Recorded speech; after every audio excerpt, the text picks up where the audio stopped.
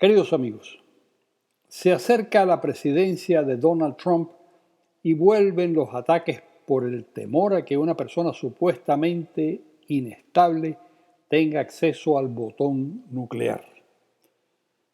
Pero, ¿por qué una persona en su sano juicio desencadenaría un conflicto en el que, aún ganándolo, su país también quedaría severamente devastado y morirían decenas de millones de personas en las primeras 72 horas? La respuesta es escalofriante. Esa guerra es posible por miedo a que el enemigo se adelante. Por lo menos en 2 oportunidades hemos estado al borde del holocausto nuclear y han sido 2 militares rusos de mandos intermedios los que lo impidieron. La primera vez ocurrió durante la crisis de los misiles el 27 de octubre de 1962.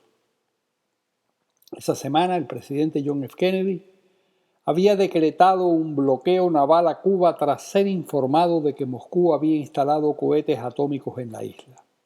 Por su parte, el premier soviético Nikita Khrushchev le dio órdenes a su marina de guerra que llegara con la flota de submarinos a Cuba y estableciera una base naval en el puerto de Mariel, apenas a 150 kilómetros de territorio norteamericano.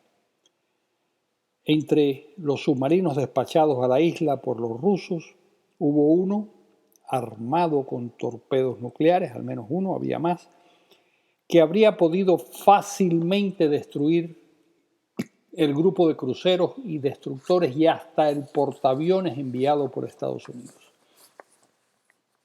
Ese submarino soviético de la clase B-59, también conocido como Foxtrot, logró romper el bloqueo naval, pero fue descubierto por un grupo de destructores que comenzó a tirarle cargas para obligarlo a salir a la superficie. El capitán del submarino ruso se dispuso a entrar en combate, pero el procedimiento le exigía que otros 2 oficiales lo aprobaran. Los otros 2 oficiales eran el segundo de a bordo, llamado Vasily Arkhipov, y el secretario del núcleo del Partido Comunista dentro del submarino. Los 3 estaban seguros de 2 cosas e ignoraban una tercera. Primero, estaban seguros de que con los torpedos nucleares podían barrer a los barcos norteamericanos, sin duda alguna.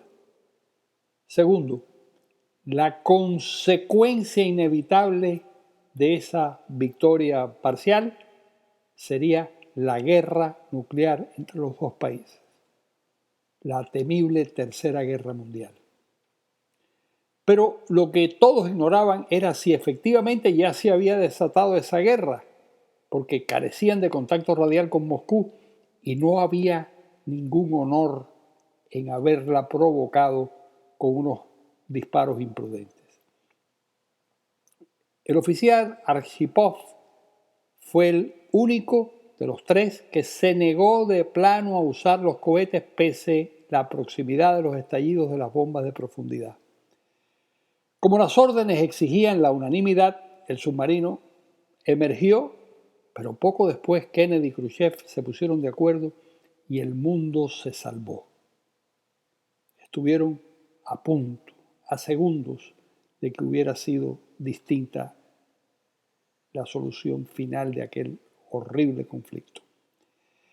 El segundo episodio sucedió en septiembre de 1983. Ronald Reagan gobernaba en Washington y Yuri Andropov, ex jefe del KGB, lo hacía en la Unión Soviética. Andropov temía al fogoso anticomunista presidente norteamericano y había redoblado la vigilancia sobre un posible ataque masivo preventivo, reforzando el Centro de Alerta Temprana, una estación de espía electrónica. Esa noche estaba encargado de ese centro un teniente coronel llamado Stanislav Petrov y tenía en su staff a 125 ingenieros. De pronto comenzaron a aullar las sirenas como si los norteamericanos hubieran realmente disparado un misil, pero luego otro y otro y otro y otro, hasta 5 cohetes nucleares transatlánticos. Eso era lo que decía el equipo electrónico de detección. Petrov podía haber llamado al Kremlin lleno de pánico y revelar lo que sucedía, lo que inmediatamente hubiera desatado la orden de disparar toda la cohetería rusa contra Estados Unidos.